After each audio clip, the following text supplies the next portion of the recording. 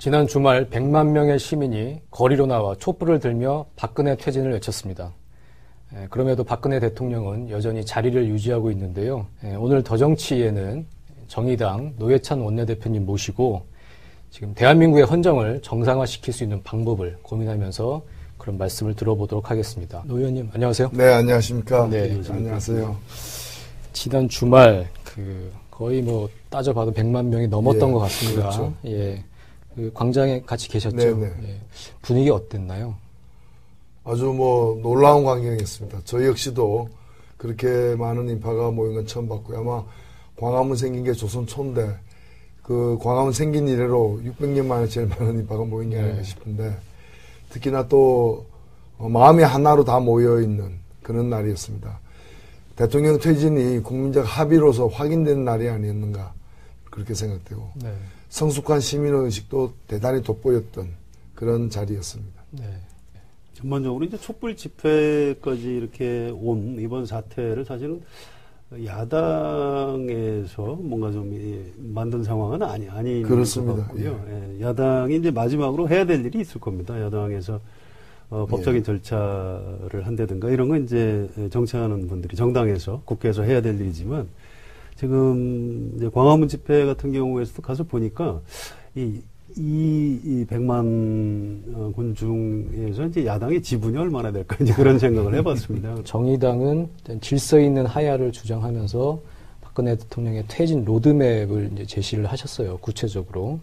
그래서 하야 선언, 과도 내각, 공식 사임, 조기 대선 이런 이제 단계적인 처방을 이제 내놓으셨는데, 근데 지금 로드맵의 첫 단계는 일단 하야 선언입니다. 근데 박근혜 대통령은 지금 보면 전혀 하야 선언을 할 생각이 없는 것 같거든요. 박 대통령의 그 하야 선언 어떻게 끌어낼 수 있다고 보시는지? 예, 크게 봐서 해법의 두 갈래로 나뉘어지는 네. 첫 분기점은 자진 사퇴냐 아니면 타의에 의해서 강제로 집행당하는 강제 처분에 의해서 내려오느냐입니다. 후자는 탄핵이라고 볼 수 있고 네. 첫 번째가 이제 다양한 방법이 있는데 그 중에서 즉각 하야가 있을 것이고 또 단계적 퇴진, 즉 질서 있는 하야가 있을 수 있고 그 다음에 임기를 보장해 주면서 사실상 거국 중립 내각 등 통수권을 넘기는 그런 방법도 있을 수는 있습니다. 네.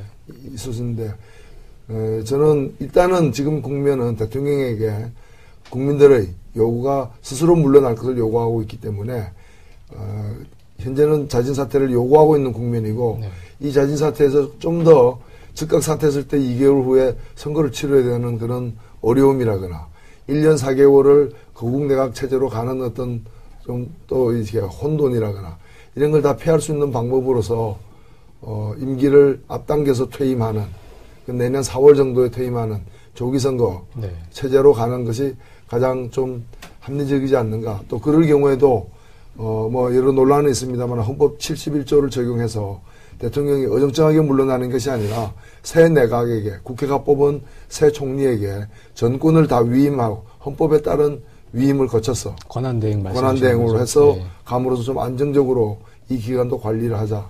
그것이 이제 질서 있는 퇴각의 주요 내용이라고 볼 수 있습니다. 박근혜 대통령 개인에 대한 그 인물 탐구에도 노회찬 의원님이 약간 식견이 있으신 것 같아서 추가 질문을 좀 드리겠는데요. 그 죄의식 없는 확신범 이런 네. 표현을 쓰셨다고 박근혜 대통령 국회 올 때 청와대 쪽에서 좀 빠져달라고 이렇게 이제 얘기를 했고요. 실제로 이제 박근혜 대통령 만났을 때 또 들은 얘기도 있고 그때 얘기를 좀 해주시죠. 예, 제가 죄의식 없는 확신범이라고 얘기를 하고 그날 법사위가 10월 21일이었는데 난리가 났습니다. 저를 이제 답변을 하던 이원종 비서실장이 저에게 오히려 손가락질을 했어요. 어떻게 대통령에게 그런 얘기를 할 수 있느냐. 네. 깊은 유감을 표현했고 그러자 새누리당 의원들이 벌떼처럼 일어나서 윤리 회부하겠다, 사과하라, 취소하라 이렇게 됐는데 물론 저는 그렇게 하지 않았습니다. 하지 않았고 그 후에 이제 청와대에서 대통령 만나는 자리에 안 나올 수 없느냐. 그래서 아니 내가 잘못했냐고 나갔는데 네. 그날 이제 대통령이 결국 만났습니다. 만난 것이 아마 10월 25일인가 그랬는데 그게 이제 마지막 만남이었는데 그래도 그날은 저보고 그동안 잘 계셨어 해서 제가 아주 잘 있었다고 이렇게 답변을 했습니다. 근데 왜 네. 저한테 그런 나쁜 얘기를 하셨나요? 이렇게 물어보진 않으시죠? 예, 그렇게는 안 물어보더라고요. 근데 제가 드리고 싶은 말씀은 뭔가 하면 초기에는 저 같은 사람도 이게 최순실 등 이런 사람들이 대통령 팔아가지고 호가호위 해가지고 일을 저지른 줄 알았습니다. 네. 그런데 대통령이 10월 19일 날 그 수석 비서관 회의를 그 주 초에 있던 걸 목요일로 연기하고 거기에 나타나가지고 9분 동안 이걸 장황하게 해명을 하는데 저는 그 해명을 듣고 굉장히 놀랐어요. 그 해명을 들어보니까 이 사건을 기획하는데 애초에 아이디어는 딴 사람이 줬겠지만 처음에 이걸 기획하는 것부터 대통령이 네. 주도했고 네. 모금에도 관여했고 그 다음에 일 진척도 다 보고받았고 그래서 이건 완전히 이건 대통령 게이트다. 근데 대통령은 이 모든 것에 자기 죄의식이 없는 거예요. 없고 이게 법을 어겼다는 생각도 없고 이건 굉장히 미담이고 선행으로만 이해하고 있기 때문에 그래서 이제 죄의식 없는 확신범이라는 용어를 썼던 것입니다. 예, 그렇게 보신 어떤 특별한 이유가 또 따로 좀 있을 것 같기도 해요. 이게 죄를 죄라고 생각하지 않는 거죠. 그러니까 우리 현실 속에서는 그거는 죄고 범법인데 그렇죠. 본인에게는 그게 뭐 어떠냐. 예를 들면은 아버지에 대한 생각도 그렇습니다. 아무리 혈육이지만은 아버지의 범죄라고 해서 자식은 다 옹호하는 게 아니지 않습니까?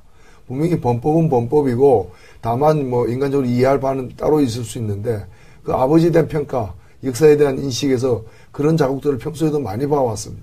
근데 특히나 저는 그 뒤에도 이제 여러 언론 보도를 통해서 확인됐습니다만은 박근혜 대통령 시절이 MB 시절보다도 더 준조세에 해당되는 기부금을 더 많이 거뒀고 약 15조 정도의 돈을 거뒀고 기업들에게 돈을 내고 그 기업들에게 이렇게 법을 벗어나 탈법적인 특혜를 주는 그런 거래를 굉장히 정상적인 통칭의로 네. 사회 상규로 생각하고 있다는 거죠. 옛날 박정희 네. 대통령 시절에 본 거 아닐까요? 예전에 혹시? 그런 거죠. 몸에 배어 있는 거죠. 네. 박근혜 대통령이 혹시 정무수석 시켜서 노회찬 의원 좀 안 볼 수 있을까요? 이렇게 부탁했을까요? 아니면 그렇지는 않고 아래 사람들이 알아서 부탁을 한 거라고 보십니까? 글쎄요, 제가 그 진실까지는 모르겠습니다만은 대통령 조화 보낼 때, 네. 화환 보낼 때 구체적으로 여기는 보내지 마. 여기는 왜 보냈어?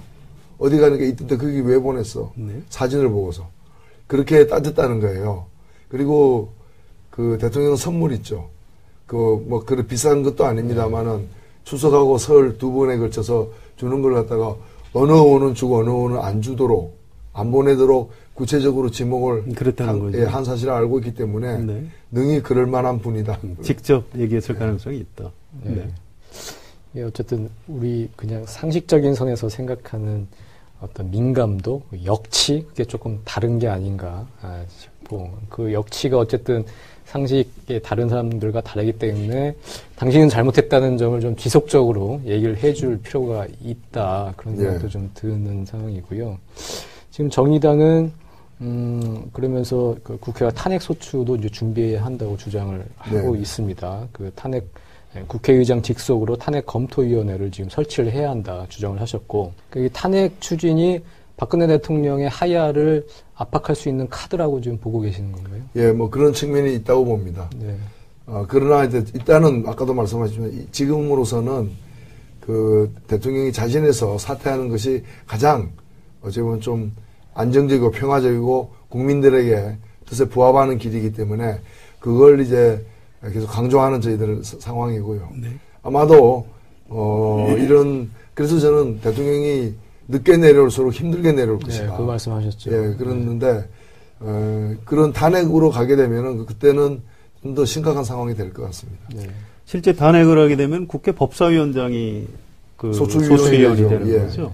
그러니까 지금 말씀하신 정의당에서 얘기한 탄핵 검토위원회는 정식 탄핵 절차를 밟기 전에 네. 지금부터 어떤 검토, 사전 준비를 좀 하자 그런 취지신가요? 그렇습니다.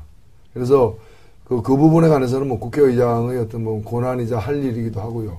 이 절차가 검토위원회가 법적인 절차는 아닙니다만은 그 법적인 절차는 아무것도 없습니다. 그래서 노무현 대통령 탄핵 시에도 과연 어느 법을 어떻게 어겼는지를 안 따지고 법사위 회부도 안 하고 그냥 본회의에 올려서 바로 그렇습니다. 사흘 만에 처리를 해가지고 넘겼거든요. 네. 근데 이제 그때도 지적이 된 부분이 있기 때문에 지금 이제 그런 근거를 갖다가 좀 확보해 나가는 과정으로서 검토위원회가 제안되었습니다. 네. 만약 국회에서 탄핵안이 가결되면 이제 총리가 권한대행으로서 네. 이제 업무를 이제 대행을 하는데요. 그렇게 되면 황교안 총리가 대통령 권한대행이 되겠죠. 박근혜 대통령이 직무 정지되기 전에 다른 총리를 안 치고 하는 그런 매너를 보일 것 같지는 않고요. 근데 지금 상황이에요. 네. 이 야당의 요구가 아니라 지금 집권 세력이 하고 있는 일만 놓고 보더라도 법적인 총리는 있습니다.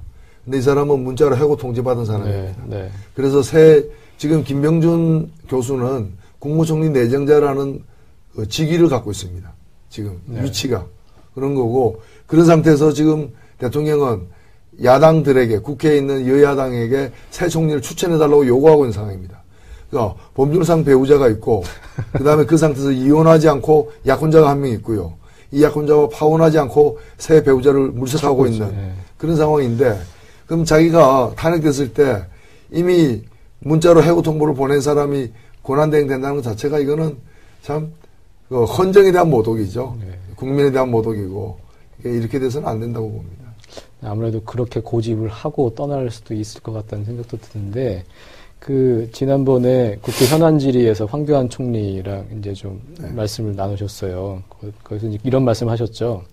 박근혜 대통령의 불행은 총리처럼 지근거리에서 대통령을 보좌하는 사람들이 직언을 못했기 때문이다. 이렇게 아주 강하게 이제 비판을 하셨습니다.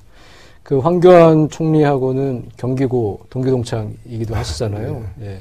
그냥 가벼운 질문으로 그때 고등학생 황교안과 지금 대한민국 국무총리 황교안은 좀 어떤 차이가 있나요?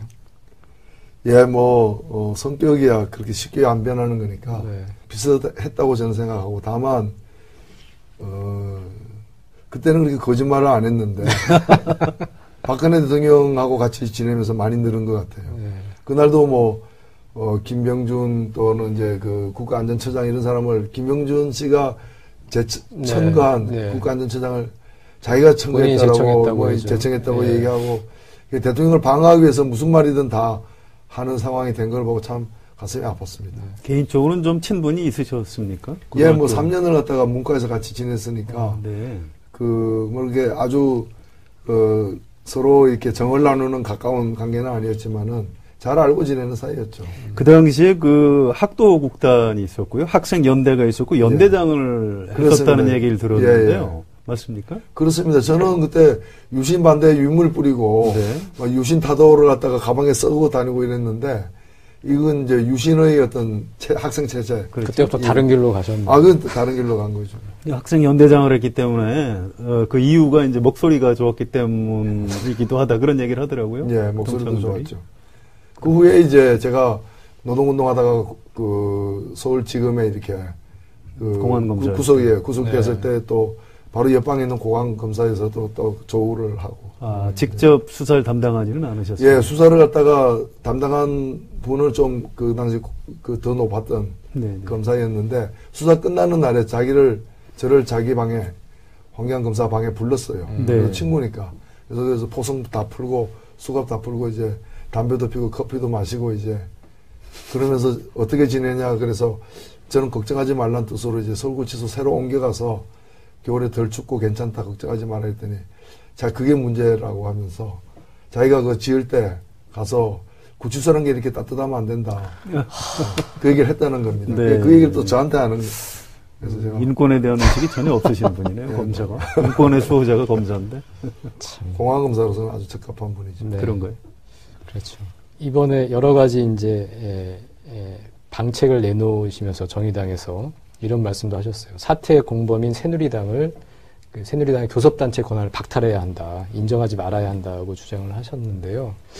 100번 동의합니다. 동의하는데 현실적으로 이게 어떻게 가능할까요? 그냥 촛불 민심을 대변해서 드린 말씀이고요. 새누리당의 각성을 촉구하고 새누리당이 바로 직전에 지금 아까 제가 드린 10월 21일 그때가 국회 운영위원회였는데 이 최순실 씨와 관련된 사람들을 국회 정인으로 채택하는 것도 온몸으로 막은 사람들이 그렇죠.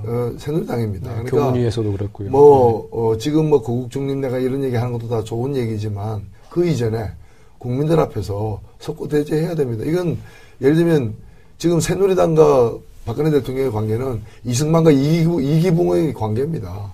이기붕 어떻게 했습니까?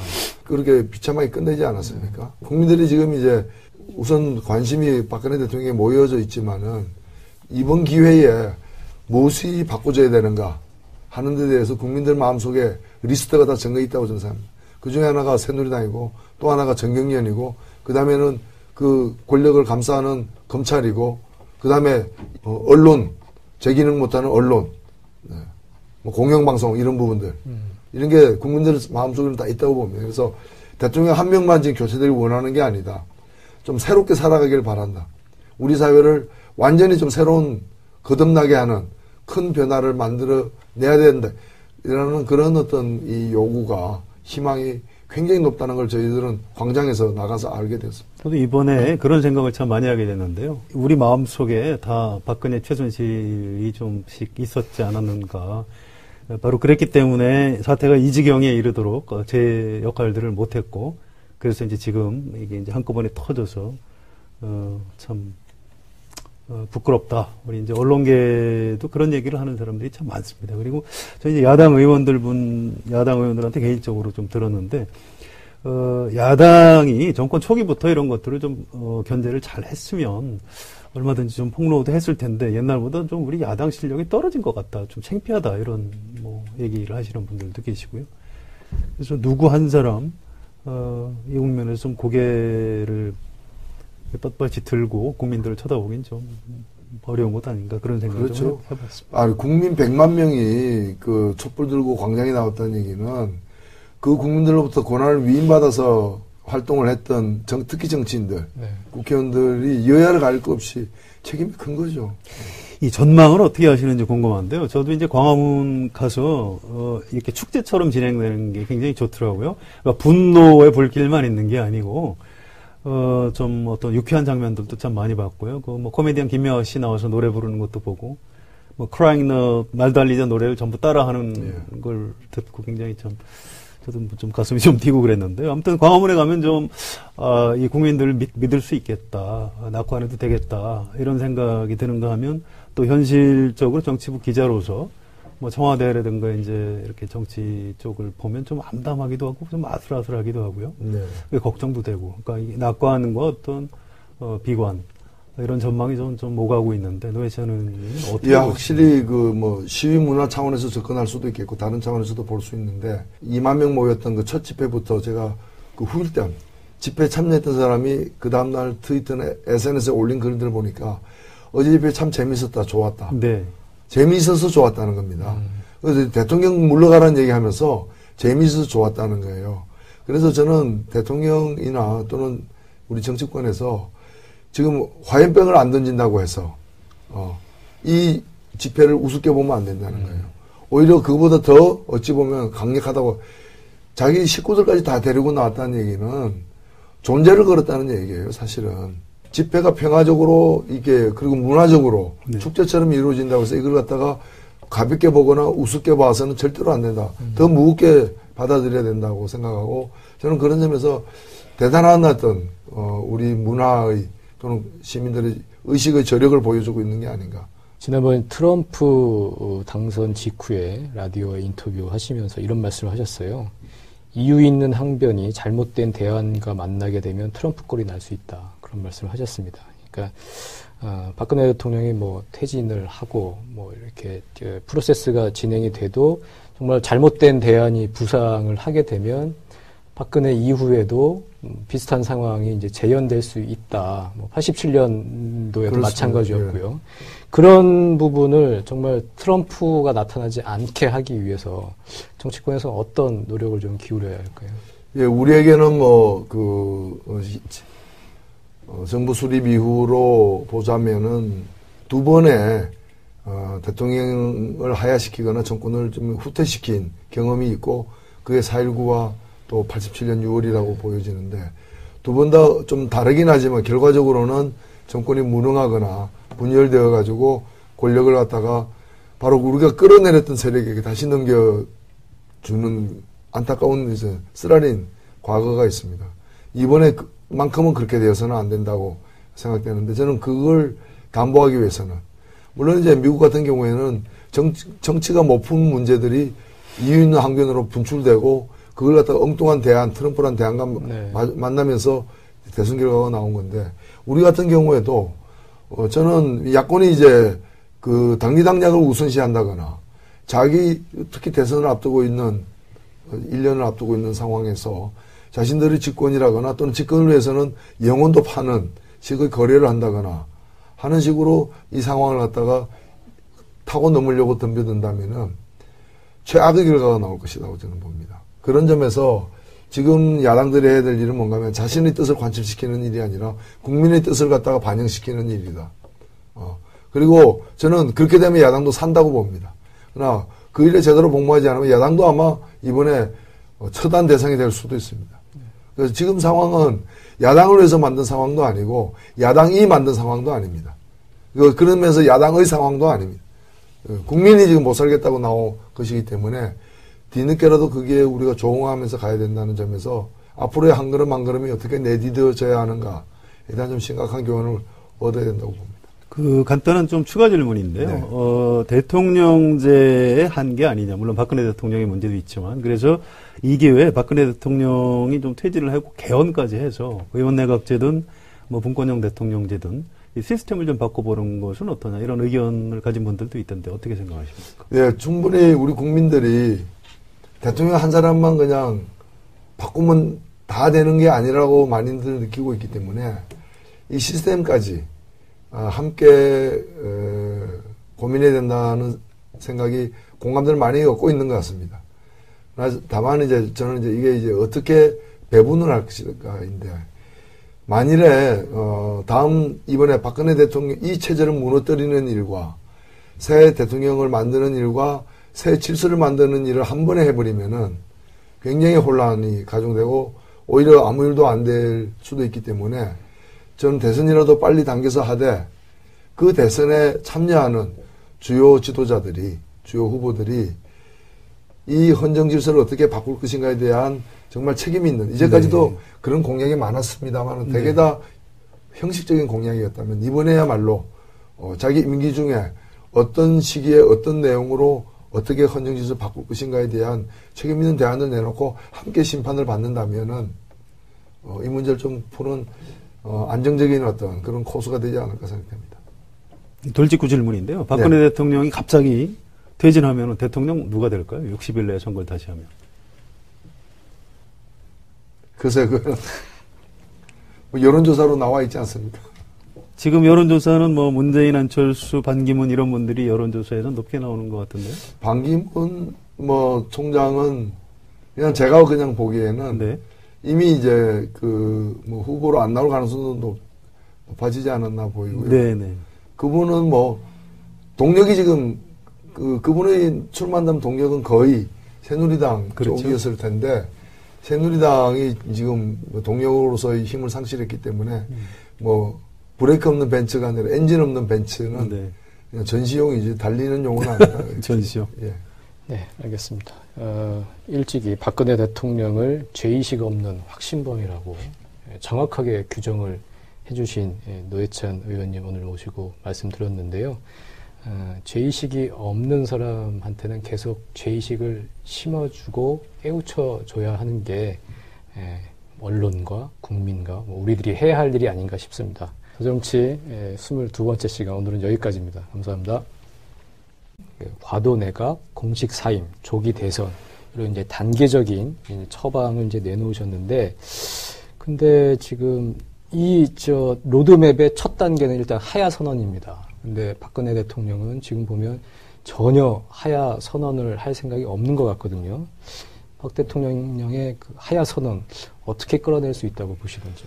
예, 뭐 크게 봐서 해법의 두 갈래로 나뉘어지는 네. 첫 분기점은 자진 사퇴냐 아니면 타의에 의해서 강제로 집행당하는 강제 처분에 의해서 내려오느냐입니다. 후자는 탄핵이라고 볼 수 있고 네. 첫 번째가 이제 다양한 방법이 있는데 그 중에서 즉각 하야가 있을 것이고 또 단계적 퇴진, 즉 질서 있는 하야가 있을 수 있고 그 다음에 임기를 보장해 주면서 사실상 거국 중립 내각 등 이제 통수권을 넘기는 그런 방법도 있을 수는 있습니다. 네.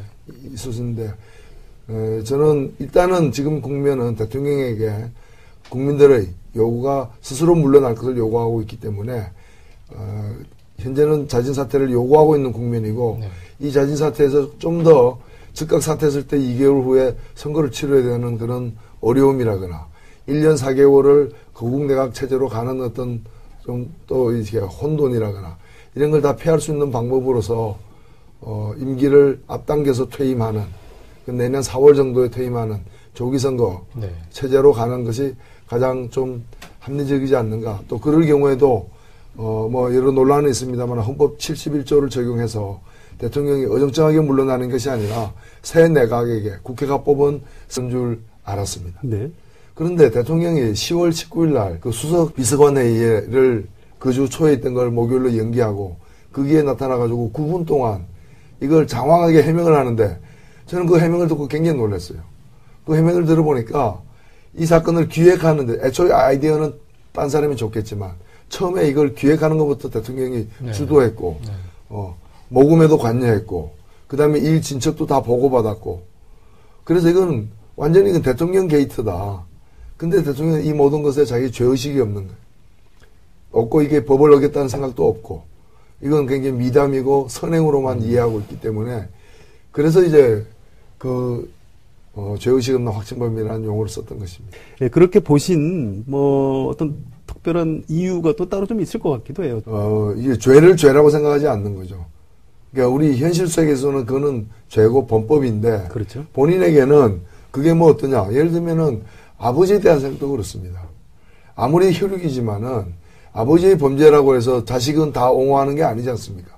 분명히 범법은 범법이고 다만 뭐 인간적으로 이해할 바는 따로 있을 수 있는데 그 아버지에 대한 평가, 역사에 대한 인식에서 그런 자국들을 평소에도 많이 봐왔습니다. 근데 특히나 저는 그 뒤에도 이제 여러 언론 보도를 통해서 확인됐습니다만은 박근혜 대통령 시절이 MB 시절보다도 더 준조세에 해당되는 기부금을 더 많이 거뒀고 약 15조 정도의 돈을 거뒀고 기업들에게 돈을 내고 그 기업들에게 이렇게 법을 벗어나 탈법적인 특혜를 주는 그런 거래를 굉장히 정상적인 통칭의로 네. 사회 상규로 생각하고 있다. 지난 주말 100만 명의 시민이 거리로 나와 촛불을 들며 박근혜 퇴진을 외쳤습니다. 그럼에도 박근혜 대통령은 여전히 자리를 유지하고 있는데요.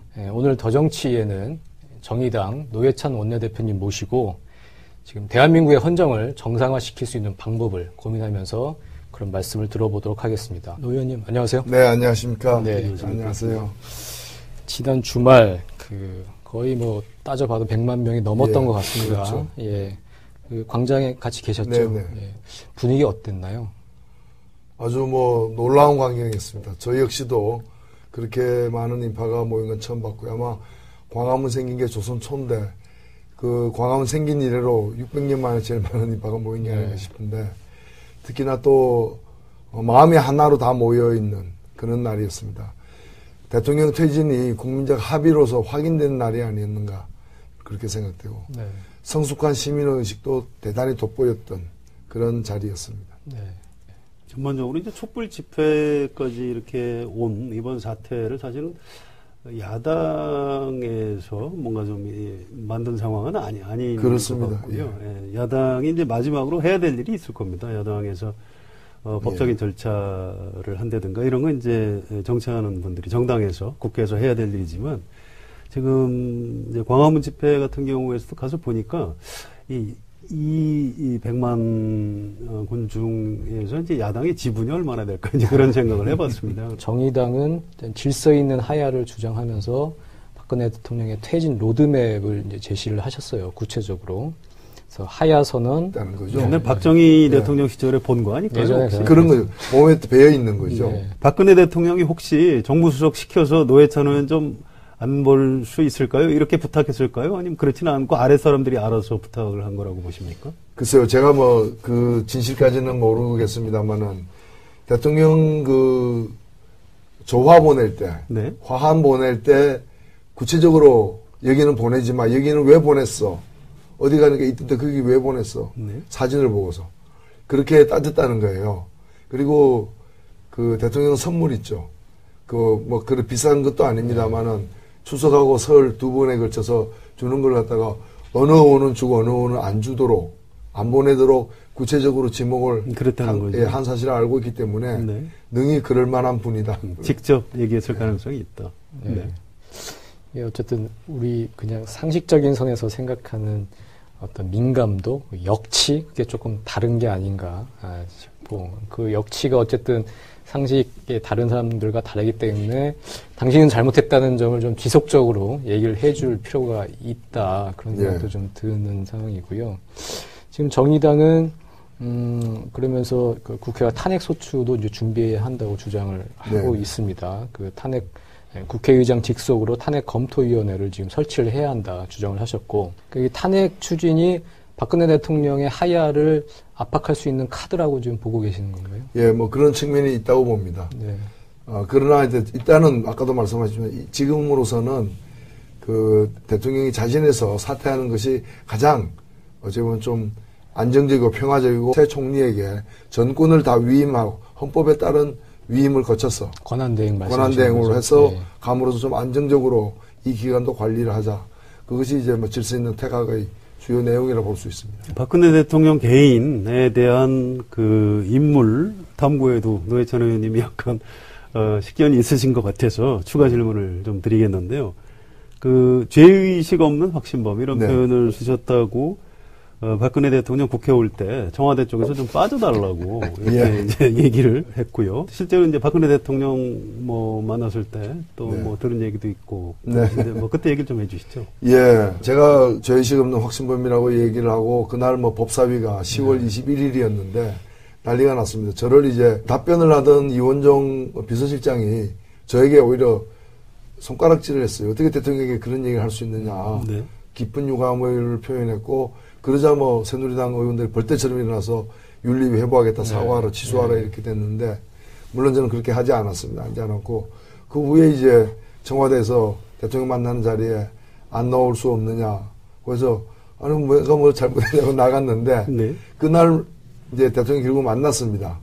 만난 것이 아마 10월 25일인가 그랬는데 그게 이제 마지막 만남이었는데 그래도 그날은 뭐 저보고 그동안 잘 계셨어 해서 제가 아주 잘 있었다고 이렇게 답변을 했습니다. 왜 저한테 그런 나쁜 얘기를 하셨나요? 이렇게 물어보진 않으시죠? 예, 그렇게는 안 물어보더라고요. 근데 제가 드리고 싶은 말씀은 뭔가 하면 초기에는 저 같은 사람도 이게 최순실 등 이런 사람들이 대통령 팔아가지고 호가호위 해가지고 일을 저질러 지난 주말 100만 명의 시민이 거리로 나와 촛불을 들며 박근혜 퇴진을 외쳤습니다. 그럼에도 박근혜 대통령은 여전히 자리를 유지하고 있는데요. 오늘 더정치에는 정의당 노회찬 원내대표님 모시고 지금 대한민국의 헌정을 정상화시킬 수 있는 방법을 고민하면서 그런 말씀을 들어보도록 하겠습니다. 노 의원님 안녕하세요. 네, 안녕하십니까. 네, 안녕하세요.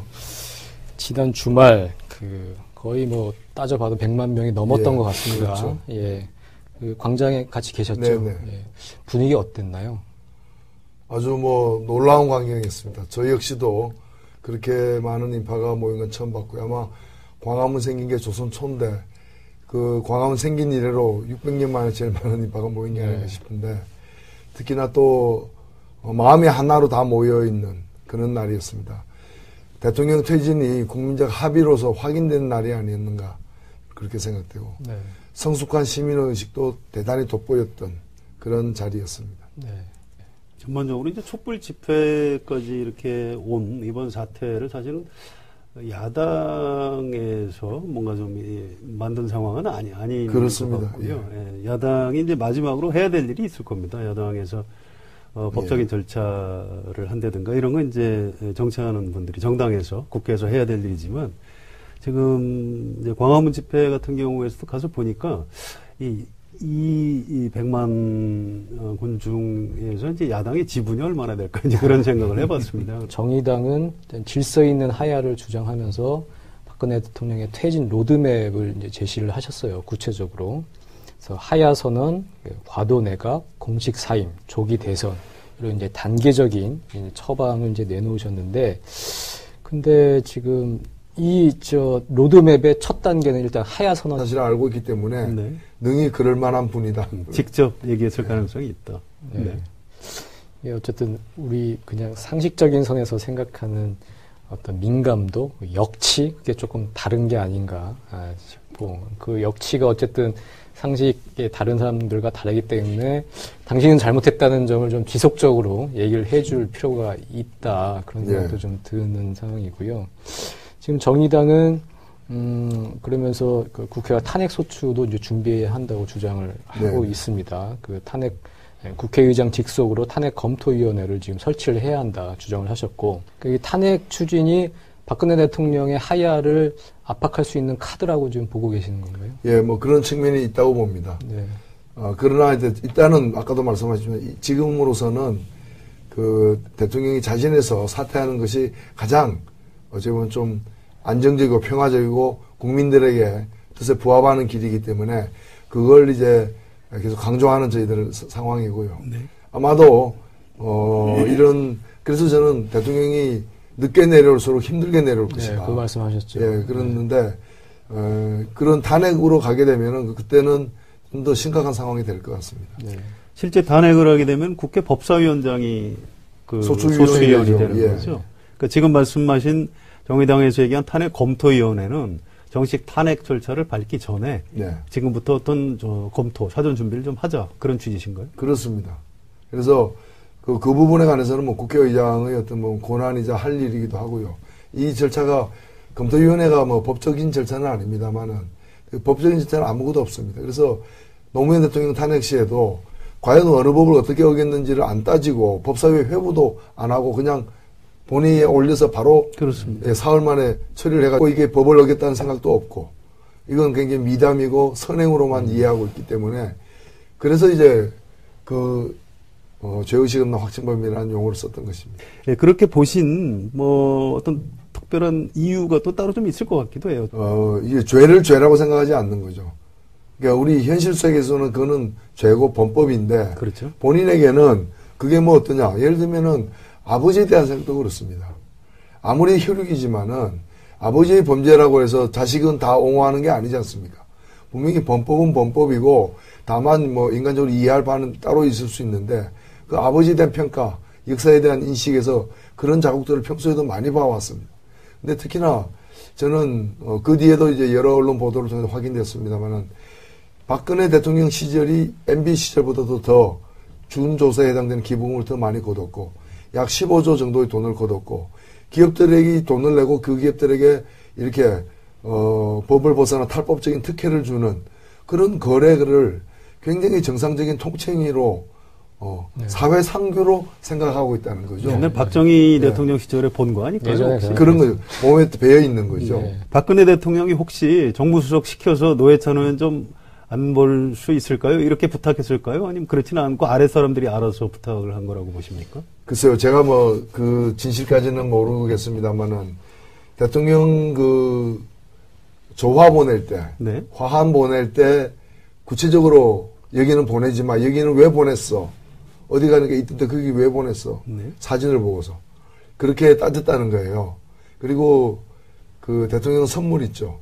뭐 그런 비싼 것도 아닙니다만은 추석하고 설 두 번에 걸쳐서 주는 걸 갖다가 어느 호는 주고 어느 호는 안 주도록 안 보내도록 구체적으로 지목을 그랬다는 거죠. 그 죄의식 없는 확신범 이런 표현을 쓰셨다고 박근혜 대통령 국회 올 때 청와대 쪽에서 좀 빠져달라고 이렇게 이제 얘기를 했고요. 실제로 이제 박근혜 대통령 뭐 만났을 때 또 뭐 들은 얘기도 있고. 뭐 그때 얘기를 좀 해주시죠. 예, 제가 죄의식 없는 확신범이라고 얘기를 하고 그날 뭐 법사위가 10월 21일이었는데 난리가 났습니다. 저를 이제 답변을 하던 이원종 비서실장이 저에게 오히려 손가락질을 했어요. 어떻게 대통령에게 그런 얘기를 할 수 있느냐. 깊은 유감을 표현했고 그러자 뭐 새누리당 의원들이 벌떼처럼 일어나서 윤리 회부하겠다, 사과하라, 취소하라 이렇게 됐는데 물론 저는 그렇게 하지 않았습니다. 하지 않았고 그 후에 이제 청와대에서 대통령 만나는 자리에 안 나올 수 없느냐. 그래서 아니 내가 뭐 잘못했냐고 나갔는데 그날 이제 대통령 결국 만났습니다.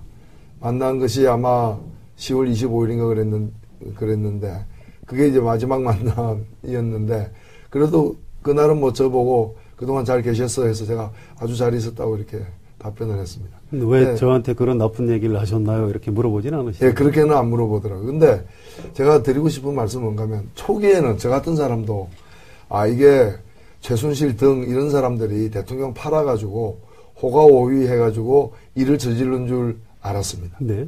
그런데 대통령이 10월 19일 날 그 수석 비서관 회의를 그 주 초에 있던 걸 목요일로 연기하고 거기에 나타나가지고 9분 동안 이걸 장황하게 해명을 하는데 저는 그 해명을 듣고 굉장히 놀랐어요. 그 해명을 들어보니까 이 사건을 기획하는데 애초에 아이디어는 딴 사람이 좋겠지만 처음에 이걸 기획하는 것부터 대통령이 네. 주도했고 네. 모금에도 관여했고 그 다음에 일 진척도 다 보고받았고 그래서 이건 완전히 이건 대통령 게이트다. 근데 대통령은 이 모든 것에 자기 죄의식이 없는 거예요. 입니다. 근데 박근혜 대통령은 지금 보면 전혀 하야 선언을 할 생각이 없는 것 같거든요. 박 대통령의 그 하야 선언 어떻게 끌어낼 수 있다고 보시는지. 예, 뭐 크게 봐서 해법의 두 갈래로 나뉘어지는 네. 첫 분기점은 자진 사퇴냐 아니면 타의에 의해서 강제로 집행당하는 강제 처분에 의해서 내려오느냐입니다. 후자는 탄핵이라고 볼 수 있고 네. 첫 번째가 이제 다양한 방법이 있는데 그 중에서 즉각 하야가 있을 것이고 또 단계적 퇴진 즉 질서 있는 하야가 있을 수 있고 그 다음에 임기를 보장해 주면서 사실상 거국 중립 내각 등 이제 통수권을 넘기는 그런 방법도 있을 수는 있습니다. 네. 있을 수 있는데 저는 일단은 지금 국면은 대통령에게 국민들의 요구가 스스로 물러날 것을 요구하고 있기 때문에 현재는 자진 사퇴를 요구하고 있는 국면이고 네.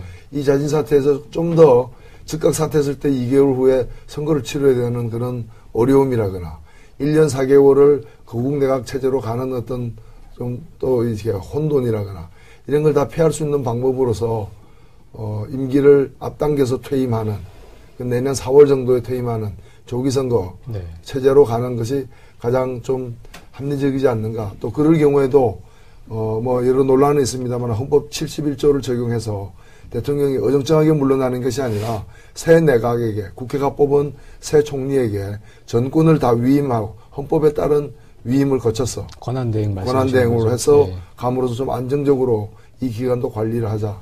그것이 이제 뭐 질서 있는 퇴각의 주요 내용이라고 볼 수 있습니다. 박근혜 대통령 개인에 대한 그 인물 탐구에도 노회찬 의원님이 약간 식견이 있으신 것 같아서 추가 질문을 좀 드리겠는데요.